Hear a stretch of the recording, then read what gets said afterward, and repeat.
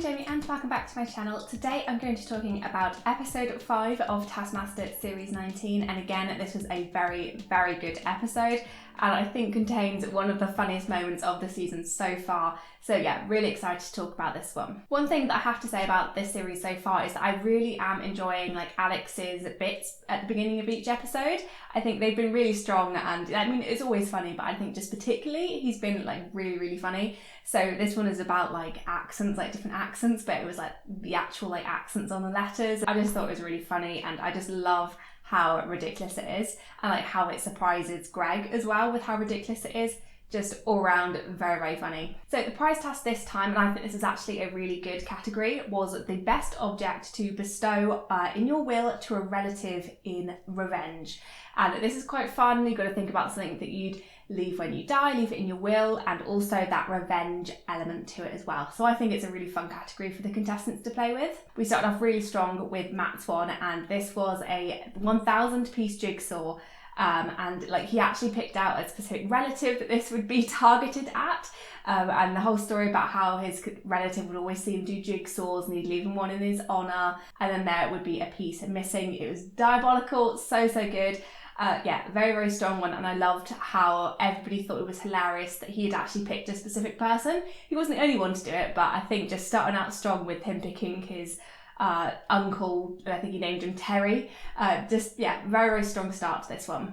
We then saw Rosie's next, and I thought hers was really good as well. So she, again, had the story, the build-up to it, I thought was quite good. It was used coffee granules in the shape of a brownie, and her story was that she'd get people excited by always baking these really good brownies, and she'd bake it one last time and leave it to someone in the will, and it would be coffee granules, and it'd be disgusting. Again, genius. I like the lead up to it. I thought this was a really good one. We then saw Jason's one, and this one again has a really good story to it as well. Not actually in terms of like the lead up to it, but just an insight into his life. And this is that he collects really weird pieces of art, and sometimes doesn't remember what art he's collected. And this one is like a really creepy, haunted baby one, like lots of different weird children in it. And yeah, just horrifying. And I love the backstory. I love that insight into his life. And I think you would be really freaked out if you did receive that in a will. You'd be scared. Next up we had Stevie's one, and Stevie's was hilarious. So again, she mentioned it very route one in terms of what you get, and like an old-fashioned envelope, which obviously looked very much like the Taskmaster envelopes, filled with a ton of glitter and the message, haha, you're a twat, which I think is just hilarious. I love this one. So funny. I do think she was really like unfairly scored on this one. I thought this was quite funny. I don't think it's as good as some other ones, but I think 1 point is quite harsh, especially when we go on to Fatty's one next, which was pillows. And I loved that everybody stuck up for Fatty's aunt that she was talking about in this, that it wasn't a mean thing or a horrible thing for this relative to be doing. It was something quite nice, and if she just communicated better, then it wouldn't be an issue. But I did love the backstory behind Fatty's one, like the message on the pillow being like, I'll be seeing you in my dreams. Like, just, it is funny, and I think the backstory is very good, which is probably why Greg gave it 2 points. But I do think objectively that Stevie's is better and fits the category better than this one. But I did like Fatty's backstory and the anecdote that she told. I thought all of that was very good. I just thought her presentation of this one was hilarious, looking directly into the camera when she was making her jokes and linking it back to the joke about her being married to Greg eventually. Just all round, just brilliant work from Fatia. So she did end up getting 2 points for this one, as I said. I think hers and Stevie's should have been swapped.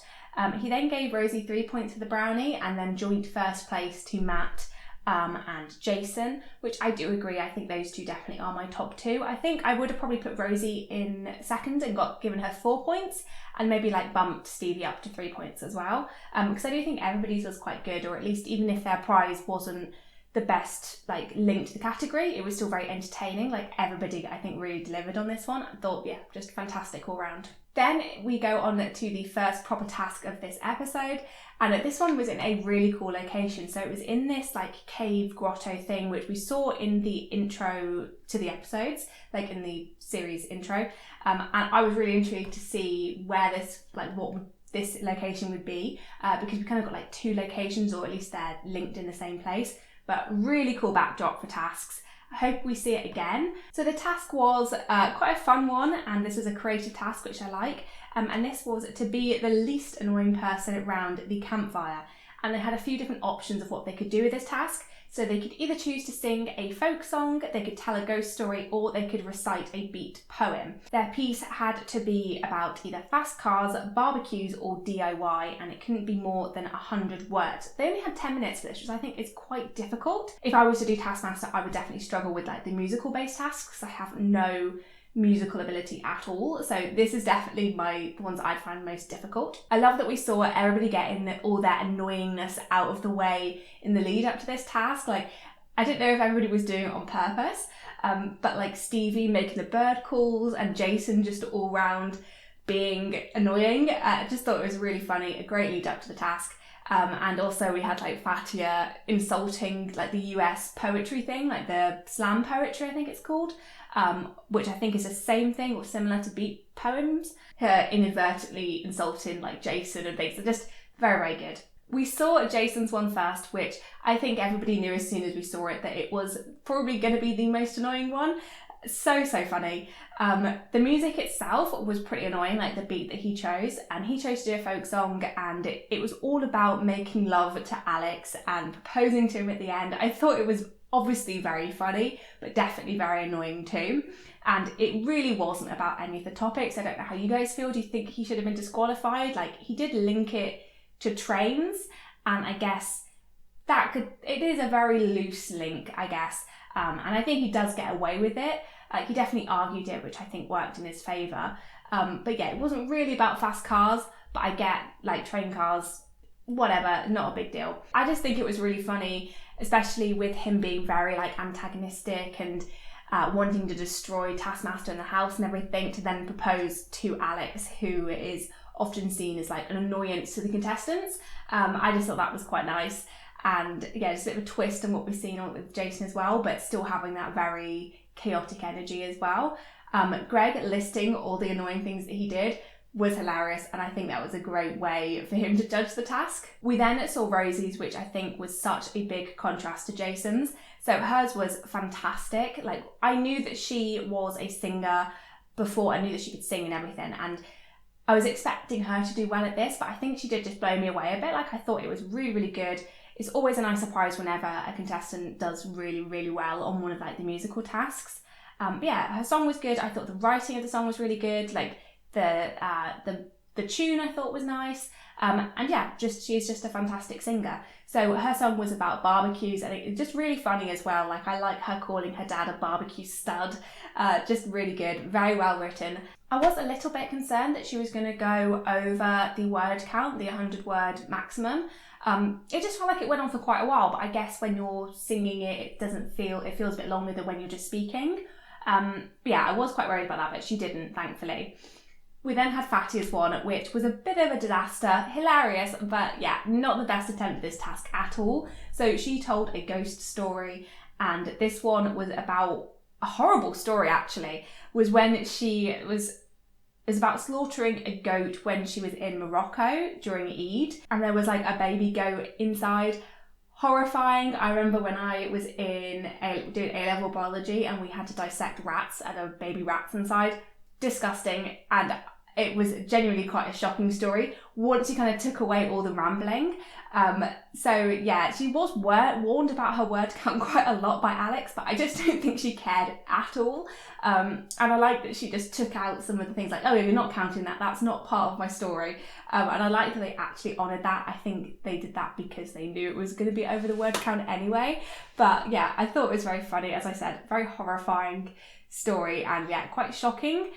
Is it a ghost story? No, but it is a scary story, which I guess ghost stories, like if you're telling a ghost story around the campfire, it doesn't always have to be a ghost, if that makes sense. It's just like a scary story. So in that way, I guess it does fit. And I guess the category was barbecue. I think that's the only one it can relate to. But yeah, as I said, funny, but not a very good attempt at the actual task. Stevie also told a ghost story, but also didn't tell a ghost story because her thing of not being annoying was to just kind of do it very briefly, very casually, which I think did work. It definitely is one of those things that, you know, if you're just dropping it like, oh, maybe I did, but maybe I didn't. You wouldn't be annoyed by it, you'd be a bit more intrigued if you wanted to expand on the story, which I thought was quite good, and obviously kept it very safe within the word limit. Like, she barely used any words at all. And then, of course, finishing it off with her gonna get a sausage, a little jingle at the end, which I love how much Greg said that he hated it, to then it just be something that is repeated throughout the episode. Loved that. It was very funny, and yeah, I thought a good attempt, a different attempt, which I think is good to see. We don't want everybody to be doing the same thing. And then last but certainly not least was Matt's song about DIY. This was such a good song. I loved it. It was very well written. I loved him playing the guitar. Very well sung as well. I love when he sang quite a few times in this series so far, which I love. I think he's a great singer. And it was honestly such a brilliant song. I loved it. I was very excited for him. And yeah, an absolutely devastating result at the end of this when it was revealed that his encore that he did when he said that everybody, annoyingly, was took him one word over the word count, which I can't believe he did that. I guess he obviously just got carried away with it. But my God, I was absolutely devastated for him. And yeah, he was just devastated. I feel like Matt in this series has like the highest highs and the lowest lows. He just, well, apart from Stevie maybe. I was devastated for him, but it was hilarious. So overall, both Fatia and Matt both got disqualified because of the word count, which left Jason in third place technically, but Greg only gave him 2 points. Stevie got 4 points and Rosie won with 5 points, which I think is definitely the right answer. I think Rosie's one was definitely the strongest one. I also love Stevie fighting for herself as well. Like when Greg said that she was going to get 3 points, she just immediately shouted 4 points. And I like that. She got 4 points in the end. And yeah, I do think that is fair. I think getting 4 points makes sense if she is technically second place. So yeah, I'm glad that she got what she wanted. So on to the next task, and this one was just very simple, just draw the monster. They were in the car and they had a bunch of different rules of what they had to follow, and the canvas was like on the steering wheel. So some of the rules that they had was they couldn't turn around and they couldn't leave the car. Obviously they could use all the mirrors and everything around them, and if they failed to honk the horn when they see the lollipop lady, they must surrender their picture for 30 seconds. Most accurate painting wins. So it's accurate rather than good, and also lots of different things pop up throughout the task, which I thought was quite cool to see, like things that weren't immediately in the rule book at the start, things that were kind of like thrown at the contestants during the task. I really enjoyed that. I thought this task had so many funny moments, like Jason not knowing what a lollipop lady is, which I guess when you hear the term and you're not from the UK, you would be confused about what that is. And the whole story about Stevie failing her, not even failing her driving test, just being bad in her driving lessons, which I completely understand, like the nervousness towards driving. Like I don't like driving, but just so many funny things about her not knowing where the horn was, and just her story in the studio about like her many like failed driving lessons and having 150 lessons, which must be so expensive. And yeah, her story about going around the roundabout the wrong way and crying and getting taken to McDonald's by her instructor. Just such a funny story. So the actual task I think was quite a difficult one to like keep track of in terms of taking notes for my review, because there were just so many things that were going on. Like they had people dressed in onesies just wandering out. There were like penguins and bears, and then obviously people dressed as penguins and bears, and then the monster, which was something I think we have seen in Taskmaster before. And yeah, the monster was very clear, which I thought might have been difficult to start off with because of when we saw the people in all the different onesies, there was like a lizard or something. I thought there might be some ambiguity about what the monster was. There was a little bit, I guess, at the end, which we'll get onto, but I liked that it was clear what they were supposed to be drawing, because especially with everything else going on, it would have been very difficult if you had to kind of work out what you actually were supposed to be doing. As I said, I liked that there are things that popped up in this task to make it more challenging for the contestants, like things that they weren't expecting from reading the task. So being parked in like the non-parking zone and having the like traffic inspector coming to like deal with them and like asking to see their license. Rosie handing them the license that she found in the glove box and not realising it had a picture of the monster on.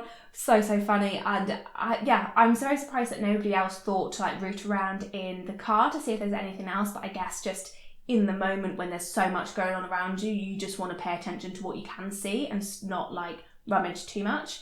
But yeah, they had to either turn on the hazard lights in the next 20 seconds or surrender 8 pens. And everybody but Stevie did that. But Stevie didn't know what the hazard light, I don't know if she just got confused or what, but yeah, she had to give up 8 pens, which I thought was quite a difficult penalty because then you just lose all your colours. But I thought she was quite smart with like giving the 8 pens very slowly, because it didn't say you had to give them immediately. She just gave pens as and when she could. And yeah, Alex getting in and being like, oh, can I have a lift? Just something to distract them. I liked that Fatty denied him the lift completely. And then everybody getting in the car at the end. Everyone just seemed so stressed in this task, which I thought was really, really funny. And I guess it was just very fast moving, lots of things going on, especially when you're drawing, you're trying to keep an eye on the monster, trying to remember what the monster looks like. You honk in the horn every time you see a lollipop lady. I loved the monster eating the lollipop lady at the end. That was just a really nice touch. Yeah, I just thought this was so fun, so chaotic, and it's just, yeah, it would have been very stressful in the moment. I think I would have definitely been stressed like the contestants were. And a lovely way to end was Stevie accidentally turning on the windscreen wipers. Like, yeah, just really added to that, the fact that she just does get very nervous in cars, it seems. Then in the studio we had Rosie's amazing revelation, confession, that she was waking up in cold sweats about this task, and the reveal of why that was, we were the monsters, weren't we, was just amazing. It's such a brilliant moment. The reactions on everybody's faces was just absolute like bewilderment, amazement that that was what she thought was going on, a confusion, and just delight at the madness of this. So good. I love what Taskmaster does to people's brains, like making them think ridiculous things like that. Because, you know, Taskmaster will do things like they do have twists, and they do have things that, you know, you think it's one thing but it's actually the other. But this was just madness, especially because there was a monster there, and there was like the monster on the ID.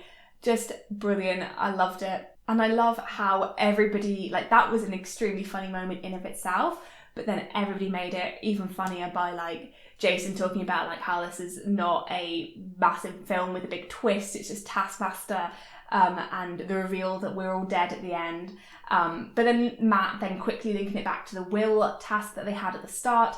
All just fantastic work from everybody, and I just loved how amazed and, like I said, just bewildered people were, because that's how I felt at home. I was just like, I cannot believe that is what Rosie has just said. And she seemed like so genuine as well, and yeah, just fantastic. And I just adored how different Rosie's drawing was from everybody's. I just don't know if she just got a bit confused or anything, because like it was most accurate rather than best, and yeah, hers was not very accurate at all. I love Greg calling it like the showbiz monster. So yeah, she got 1 point. Stevie then got 2 points. Fattiers, which had no head apparently, only got 3 points. We had Matt's one with 4, and then Jason got 5 points. Matt and Jason's obviously very close. I thought both of theirs were quite good, but I do think everybody put in a really good effort in this one. There wasn't anybody that I would say did badly. But yeah, overall, such a fantastic task, and just made funnier by Rosie. That was just such an incredible moment, and that is going to live in my head for a while. It's like Katherine Parkinson with the "Am I the Spider" moment, just that pure confusion that Taskmaster can bring people and just make them think of the wildest things. It's just one of the many reasons why I love Taskmaster. On to the next task, and this one was quite a different one to ones that we've seen before. So this one, they walked into the lab and Alex was wearing a mushroom hat, cooking mushrooms. Rosie made a mushroom joke. I had no idea where this one was going to go. But the task that they had at the start was to shorten the pencils and place the shortened pencils in the case. They had 5 minutes to do it, a bunch of stuff on the table with sharpening things. I immediately thought this was going to be a 2-parter. I just thought it was way too simple to be an actual task, and too easy as well, just to sharpen 5 pencils. Because again, there wasn't really any metrics to this. It wasn't fastest wins, it wasn't sharpest pencils wins, it wasn't shortest pencils wins. So yeah, I definitely thought it to be a 2-parter, but I didn't know what the second part was going to be. So we saw people doing the pencil sharpening first, obviously. I liked that Stevie was breaking off the pencils with her mouth, thinking it had to be the shortest pencil, so it was just basically breaking off the nibs. And yeah, Matt was just shaving them with a sandpaper, just because you technically have sharpened the pencil a bit. You're just sanding it, and actually it wasn't even to sharpen the pencil, it was just to shorten it. So he just shortened them very slightly, and most people realised that the pencils didn't need to be really short, so it was just a very quick task, over with very quickly. Immediately, I think everybody knew that this was going to be a two-parter. So the actual task was to write down all the words you said in the room before opening the task, and they must write them in the same. They must write the same number of words in each colour, or their total will be halved, which I thought was quite confusing. I didn't know why, how that was supposed to work, whether if they said the, they could write the in red and blue and that would count, or whether you couldn't use duplicate words, so you had to say the mushroom and then do them different colours, because I feel like people did different things. I wasn't sure what counted or what didn't, but yeah, so I found that thing quite confusing. They probably had maybe more instruction on that, but as a viewer, I wasn't really sure what they were supposed to do. The most accurate legible words win, so you couldn't just squiggle things on and say that was a word. Interestingly, this was the first task that they filmed, and they don't really show the very, very first one. So I like that they have shown it this time. I think they've done it a few times where the task that they have to kind of get the contestants in the zone, they don't really tend to show. I think there was one with all the I can't remember what season it was, but they had to do something with different sized balls. There was ping pong balls and marbles, and they had to put them into a different container or something. I can't remember. But yeah, that was the first one that they shown, just because people did such a funny job or bad job at it that they wanted to show it. So I don't know whether that's the same for this one, or whether that introductory task was a separate one as well. But yeah, I thought that they had done one of the earlier tasks in the first episode, just because everybody seemed to be so new to the house. But yeah, this was the first task. And as I pointed out, it was amazing how hostile everybody was to Alex straight away. Already swearing at him, already getting annoyed at him, Jason throwing a water bottle at him straight away. Just really setting the tone for this season, which I really enjoy. I did think this task was quite difficult, and I think that most people did find it quite difficult. We started off seeing Rosie's attempt, and Rosie having to relive the joke that she made and got really embarrassed about at the start was funny, but I guess it was an advantage for her because it was something that really stuck in her head, whereas everybody else, they didn't really have anything memorable. Obviously, everybody knew that they probably mentioned the mushrooms, and said something about that. But yeah, this, even though she regretted the joke, it definitely did work. She did end up winning this task. So yeah, it did work in her favour. But yeah, I did feel sorry for her being embarrassed by it. But as they mentioned, this was the first task, so you are going to have those extra nervous energy and things. So Matt probably had the approach that I would take, which was just to guess words, because you wouldn't really know what you'd say. I like that he thought that he said that Alex looked nice. He only got 14 words correct, and then that had to be halved because he didn't get the colours right, which I said quite confusing and quite a harsh penalty as well. Fatia did really well on this task. I love her first word was calling Alex a prick. She looked like she was writing every word twice to get it in the different colours, which I wasn't sure if that was the approach that people should have done. But it worked for her. She ended up getting 22 words and she didn't have her points halved, so she definitely got it right, whatever she did. We then saw Stevie and Jason's, who were my favourite attempts at this task. Stevie realising that she didn't have to do the pencils that short was really funny. And again, she just kind of guessed words, but she was guessing good words, I think. She was just guessing simple words like that they've probably got very high likelihood of saying in a sentence. Her losing the little pencil nub was really funny, but I guess she could have just sharpened the big pencil. That's what I didn't understand. It's she had all the sharpeners there. She lost the nib off the top, and she could have just gone and sharpened the other pencil. I don't know why she made it hard for herself, because it didn't say they had to use those pencils in the pencil case, I don't think. Yeah, unless I've misunderstood the task, that I didn't think she would have to use the ones that were in the pencil case. Yeah, right, she ended up writing with her nail varnish, which I was very surprised that actually worked. I was quite impressed by the nail polish, to be honest. But yeah, she kept dropping the other little nub, and yeah, like she said, it did really hurt, which I'm not surprised at. That would be painful to do. And yeah, I thought her counting the words and then getting it wrong, even though she was so, it seemed like she paid so much attention to how many words were on the board and then counted it wrong, just amazing. She just had, as we see later in the studio task, she just didn't have a great episode this one. Things just weren't going in her favour. And then on to Jason's one, and I have to admit, I did think he was genius when he started writing the words out on the task. As soon as he started doing that, I was like, wow, he's onto something, this is really good. But yeah, as it says in the task, it had to be before they opened the envelope, which, yeah, gutted for him. I thought that was a really good solution. If only it worked, and if only it wasn't wrong. But yeah, him trying to sandpaper off the pencils were not the best idea, because I think he could have left a lot of that on, and there probably were words that he said, like things just like, again, simple words like the and things like that, like that you would just naturally say in a sentence. But yeah, I was gutted for him when he was proven wrong about that one, because as I said, I did think it was a good idea. So in terms of scoring, Matt came last and got 1 point. Stevie got 2 points, Jason got 3, Fatty got 4, and Rosie won this task with 5 points. I did enjoy this task in terms of like the contestants' attempts, but I don't think this was the strongest task that they've had. I think the initial like first part of this just wasn't very exciting, and I know it's just a fake out kind of task before, but I just didn't think it was that entertaining, and I did enjoy the second part, but if it wasn't for Stevie mainly in this task, I would have found it not as entertaining. I think Stevie definitely made this one really hilarious, which might have been why they chose to show it if it was like their sample one, because her immediately going onto the show and like using her nail polish on her nails to write things was just really funny. And yeah, she definitely just didn't have a great attempt at this one. But I just don't know. I think it wasn't a very strong task, but the contestants made it. They made it entertaining. They made it funny. But yeah, I just don't know. It wasn't one that I was particularly thrilled by. Now on to the studio task, and this one I thought was really good. I think the studio tasks this season have been really, really strong, and this one is no exception. So this one, they had to pop the balloon when they hear the colour, had to correlate with the colour. Last one to pop it is out, and if you pop it too soon, then you are also out. And they also made that point that homophones count. So if you have read, like I read a book, they had to pop the red balloon. So yeah. This one I thought was quite fun. You've got to pay attention, you've got to be quick.